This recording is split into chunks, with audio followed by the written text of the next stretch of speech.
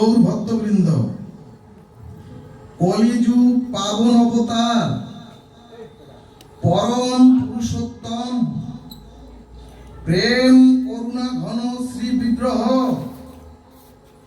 শ্রী শ্রী গৌর নিত্যানন্দের মহা অনুকম্পায়, রাধা মাধবের অহৈতুকী করুণায়, শ্রী শ্রী তারক ব্রহ্ম মহানামের শুভ অধিবাসের মহেন্দ্রক্ষণে প্রথমেই আমরা জানব অধিবাস শব্দের অর্থ কি, অধিবাস কাকে বলে। সুধীজন ভাগবত বললেন, অধিবাস শব্দের সরলার্থ হলো স্থাপন অথবা সংস্থাপন, অর্থাৎ অধিবাস লগ্নে হবে ঘট স্থাপন। সুধীজন, ওই নিকুঞ্জ সেবা মন্দিরে দেখবেন আজ ৬টি মৃত্তিকার ঘট স্থাপন করা হয়। এখন প্রশ্ন, ঘট স্থাপন কেন? এখানে মহাপ্রভুর পার্শ্বদগণ সিদ্ধান্তে বললেন, ওগো পূর্ণ ঘট করো স্থাপন, অর্থাৎ শূন্য নয়, পূর্ণ ঘট করো স্থাপন। এখন প্রশ্ন, কেন অধিবাসে পূর্ণ ঘট স্থাপন করতে হবে? এখানে মহাপ্রভুর পার্শ্বদগণ সিদ্ধান্তে বললেন, আজ শুভ অধিবাসে নবদ্বীপ ধামকে এখানে স্মরণে আনতে হবে আমাদের। অর্থাৎ আজ শ্রী নিত্যানন্দ, আজ অদ্বৈত, আজ গদাধর, আজ শ্রীবাস সহ মহাপ্রভুকে নবদ্বীপ ধাম থেকে এখানে আমাদের আনতে হবে। রাধে রাধে, জয় নিতাই গৌর হরি বল। শুধু শাস্ত্রজ্ঞ ভক্তমণ্ডলী, আমাদের প্রত্যেককে বলতে হবে, হে নিতাই, আমাদের বলতে হবে, হে গৌ, আমাদের সকলকে বলতে হবে, হে অদ্বৈত, তোমরা না এলে তো এই সংকীর্তন যজ্ঞ হবে না। আমাদের বলতে হবে, হে মহাপ্রভু, হে মহাপ্রভু, তুমি আগমন না করলে তো হরিনাম হবে না। কারণ ও মহাপ্রভু, তুমি তো সংকীর্তনের পিতা, আর সংকীর্তন হচ্ছে তোমার পুত্র। তাহলে সুধীজন, অধিবাসের ৬টি ঘটে, অধিবাসের ৬টি ঘটে শুধু পঞ্চতত্ত্ব আর নবদ্বীপ ধামকে বসালি হবে না। ওই ৫টি ঘটের পরে ষষ্ঠ ঘটে ব্রজের রাধা মাধবকে, অর্থাৎ রাধা কৃষ্ণকে স্থাপন করতে হবে। বলমন রাধা কৃষ্ণ প্রীতি প্রেমানন্দে হরি হরি বলমন।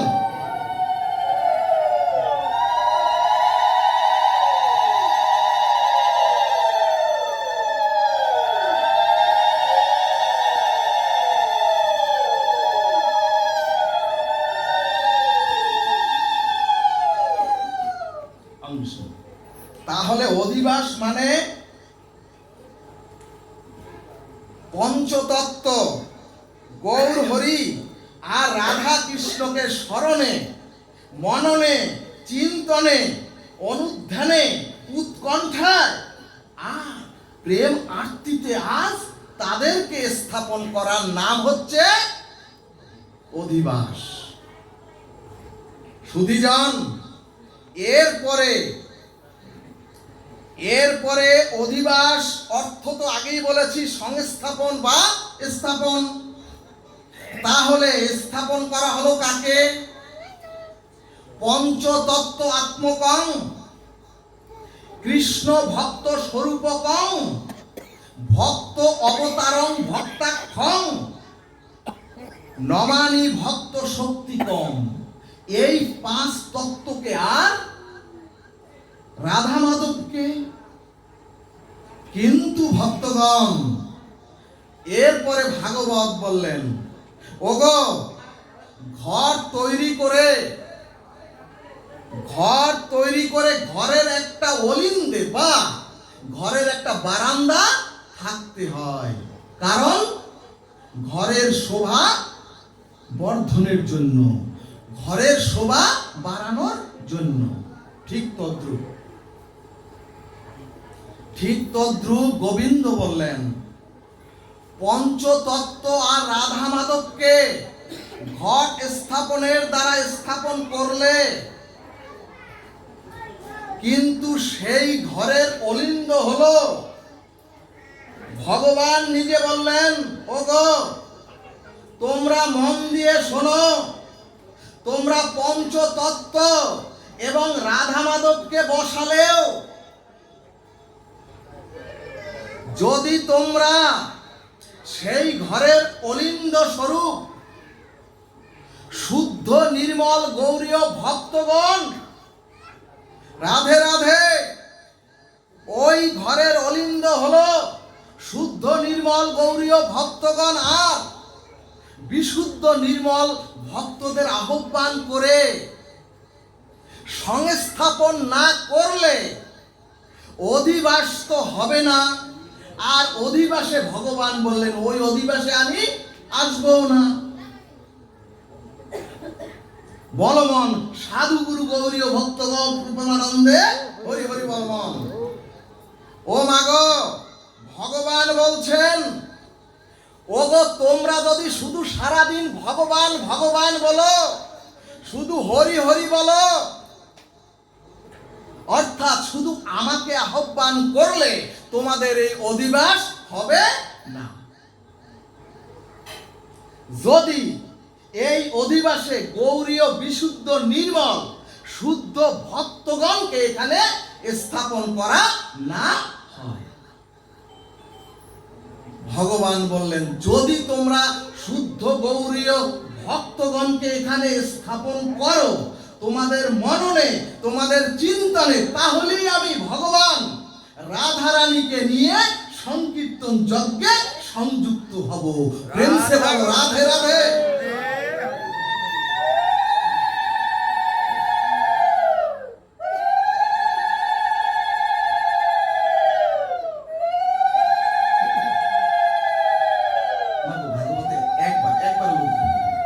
এজন্যই ভক্ত আর ভগবানকে স্থাপন আর সংস্থাপন করার নাম হচ্ছে অধিবাস। এরপরে ভাগবত বললেন, ওগো নিমন্ত্রণ করো বৈষ্ণব জনে, অর্থাৎ বৈষ্ণব ভক্তকে নিমন্ত্রণ করো, না হলে ভগবান মুখ ফিরিয়ে এই সংকীর্তন যজ্ঞ থেকে চলে যাবে ওই ব্রজে। এখানে একটি প্রশ্ন, সংকীর্তন যজ্ঞে বাজার থেকে পূর্ণকারের মৃত্তিকার ঘটে গঙ্গা জল দিয়ে পূর্ণ ঘট স্থাপন করতে হবে তো? আমরা তো পূর্ণ ঘট স্থাপন করি গঙ্গা জল দিয়ে। ভগবান বললেন, ওগো ওগো ওগো ভালোভাবে শোনো, ওই মৃত্তিকার ঘট না, ওগো ওই মৃত্তিকার ঘট না, তোমাদের শ্রীনিবাস রূপী এই দেহটাই হচ্ছে একটি ঘট। ওগো অতএব তোমাদের দেহ ঘটকি এই সংকীর্তন যজ্ঞে স্থাপন করে দাও। জয় নিতাই গৌর হরি বল। এখন প্রশ্ন, ঘট স্থাপন হয় কিন্তু কুঞ্জ সেবা মন্দিরে মহাপ্রভু আর নিতাইয়ের চরণ প্রান্তে, অর্থাৎ ওগো তোমাদের দেহ ঘটকেও অর্থাৎ ওগো তোমাদের দেহ ঘটকে আজ গৌর গোবিন্দের চরণে স্থাপন করো। হরিবল হরিবল। এখন প্রশ্ন, পূর্ণ ঘট করো স্থাপন কেন? মহাজন বললেন ভগবানের জন্য। বারবার বলেছি পূর্ণ ঘট করো স্থাপন।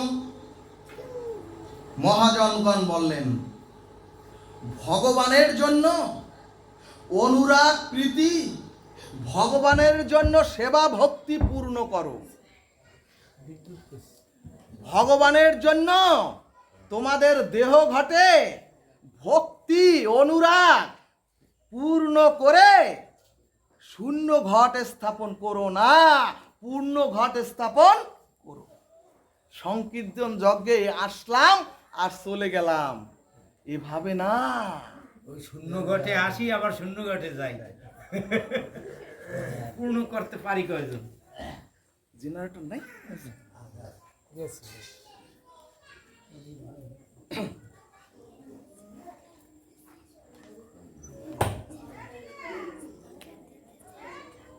এখানে ভাগবত বললেন গৌর গোবিন্দের চরণে, গৌর গোবিন্দের চরণে শুধু ঘর দিলে তো সেই ঘর দাঁড়ায় না। দিয়ে দেখবেন মৃত্তিকা বা কাদার উপরে ঘট দাঁড় করাতে হয়। মৃত্তিকা বা কাদার উপরে ঘট দাঁড় করাতে হয়। অর্থাৎ গোবিন্দ বললেন ওগো তুমি তোমার দেহ ঘটে ভক্তি ধন পূর্ণ করে মহাপ্রভুর চরণে স্থাপন করলেও ঘট দাঁড়াবে না। কেমন কথা? ভাগবত বললেন ওগো তুমি যদি তোমার দেহ ঘটে শুধু ভক্তি ধন পূর্ণ করেও যদি মহাপ্রভুর চরণে তোমার দেহ ঘটকে স্থাপন করো, ওই ঘট দাঁড়াবে না। ওগো অহংকার গিয়ে যদি তোমার দেহের অহংকার গিয়ে যদি তোমার দেহটা কাদার মতো দৈন্যতা আর দীনতা থাকে, তখন দেহ ঘটটা ওখানে দাঁড়াবে। জয় নিতাই গৌর হরিবল। এরপরে ভাগবত বললেন আমি যতই বড় এই তিলকধারী গোসাই হই, আমি যতই গুরু বৈষ্ণব হই, আর আমি যত বড়ই ভাগবত বক্তা হই, আর আপনারা যতই সুমধুর ভক্ত হন আর শ্রোতা হন, যদি দেহ ঘটে অভিমান থাকে আর যদি দেহ ঘটে অহংকার থাকে, কি অহংকার? আমি বক্তা। কি অহংকার? আমি খুব ভক্ত, আমি শ্রোতা, আবার আমি গায়ক, অর্থাৎ আমি শ্রেষ্ঠ। এই অহংকার যদি থাকে তাহলে দেহঘট দাঁড়াবে না। ভাগবত বললেন দেহঘটকে কাদার মতো দৈন্য করতে হবে। এখন প্রশ্ন, ঘটের উপরে আমের পল্লব এবং আম্র পল্লবের উপরে ধান দুর্বা দেই কিনা?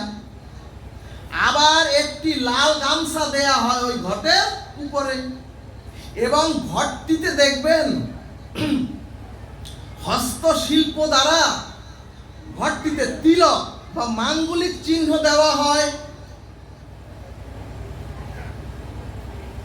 এখানে ভাগবত বললেন ওগো প্রথমে দেহটাকে দৈন্য নিরভিমানে রাধা মাধবের চরণে স্থাপনা শ্রদ্ধা ভক্তিতে দেহ ঘটকে পূর্ণ করে তোমার দেহটাকে বা তোমার দেহের মধ্যে ভক্তি তিলক চিহ্ন করে পূর্ণ করো। মাগো যিনি এই ফোঁটা দিয়েছেন কপালে, রাবণের ফোঁটা আপনারা মুছে দিন, ঊর্ধ্বপিণ্ড তিলক করুন, নতুবা ওই তিলক করবেন না। শুধু যান, এই যে আমরাও তিলক নিয়েছি, এই যে আমরাও গলে তুলসীর মালা নিয়েছি, এই মাঙ্গলিক ভক্তি তিলক আর এই তুলসীর কণ্ঠী মালা, এগুলি এ জগতের সম্পদ বস্তু নয়। এগুলি এ জগতের বস্তু নয়। যারা নিত্য গোলক বৃন্দাবনে রাধা মাধবের নিত্য পার্ষদ, এগুলি হচ্ছে তাদের বস্তু, এগুলি হচ্ছে তাদের চিহ্ন। তবে সুধীজন, রাধা নাম লেখা, তবে সুধীজন কৃষ্ণ নাম লেখা বা নাম লেখা সেই লকেট কণ্ঠে ঝুলানো যাবে না। কারণ আপনারা জানেন নাম আর নামই অভেদ, নাম আর নামই একেবারে অভেদ। অর্থাৎ আপনি যদি কৃষ্ণ বা রাধা নামের মালা গলায় দিয়ে যদি কোনো ভক্তকে প্রণাম করেন, তখন আপনি রাধা রানীকে বা ভগবানকে যার তার চরণে নত করিয়ে, যার তার চরণে ওই রাধা রানী আর ভগবানকে নত করিয়ে দিয়ে কি করলেন? ভক্তগণ, এতে রাধা মাধবকে কষ্ট দেওয়া হয়, এগুলোতে মহাপ্রভুর অনুমোদন নাই। তাহলে অধিবাসের ঘটে তিলকমালা চন্দন অঙ্কিত করতে হবে। এরপরে ভাগবত বললেন, ওগো, এরপরে শাস্ত্র সিদ্ধান্ত দিলেন, যার ললাটে তিলক আর কণ্ঠিতে তুলসীর মালা নাই, তার ধ্যান, তার জপ, তার কীর্তন ফল দান করতে পারে না। এজন্যই ভাগবত বললেন, ওগো, দেশ কাল ভেদে যদি সমস্যা হয়, তাহলে আমার মতো আপনারা জল তিলক নিবেন। তাহলে আর যদি জল তিলক না নিতে পারেন, তুলসী মৃত্তিকার ওখান থেকে যদি জল তিলক না নিতে পারেন, তাহলে ভাগবত বলছে জপ, ধ্যান, সংকীর্তন, হরিনাম ক্রিয়া করে না। যমরাজ সিদ্ধান্তে বললেন, ওগো, যাদের বাড়িতে তুলসী সেবিত পূজিত হয়, যমরাজ বললেন, ওগো, যাদের কণ্ঠে তুলসীর মালা আর ললাটে ঊর্ধ্বপিণ্ড তিলক আছে, আমি যম আদেশ দিচ্ছি, হে যমদূতগণ, তোমরা কখনোই কখনোই তোমরা তাদের কাছে যাবে না। কারণ যমরাজ বলছে যমদূতদের, ওগো, ওই তিলক, ওই কণ্ঠী মালা, এগুলি সব বৈকুণ্ঠের বস্তু। যারা গ্রহণ করবে তারা আমার পাত্র না, বৈকুণ্ঠের পাত্র। সুধীজন, এরপরে দেখবেন ওই ঘটের উপরে আরো আছে একটি ডাবের মুচি। দেখবেন একটি ডাবের মুচি, এবং ডাবের মুচির শীষটা ঊর্ধ্বপিণ্ড মানে উঁচুতে রাখতে হয়। সর্ববেদান্ত সার অমল পুরাণ ভাগবত সিদ্ধান্তে বললেন, এই দেহ ঘটকে, এই শ্রীনিবাস রূপী দেহকে পবিত্র শ্রদ্ধা ভক্তিতে গৌর গোবিন্দের চরণে এবং রাধা মাধবের সেবা নিকুঞ্জ মন্দিরে দৈন্যতার উপরে স্থাপন করে বৈকুণ্ঠের মালা তিলক অঙ্কিত করে যদি সমস্ত ইন্দ্রিয়গুলোকে এই সাধু গুরু বৈষ্ণবের চরণে নত করতে পারো, তবেই তোমরা রাধা কৃষ্ণের অপ্রাকৃত সেবা ভক্তি প্রাপ্ত হয়ে সকলেই তোমরা গোলক বিহারী নিত্য ধামের যাত্রী হবে।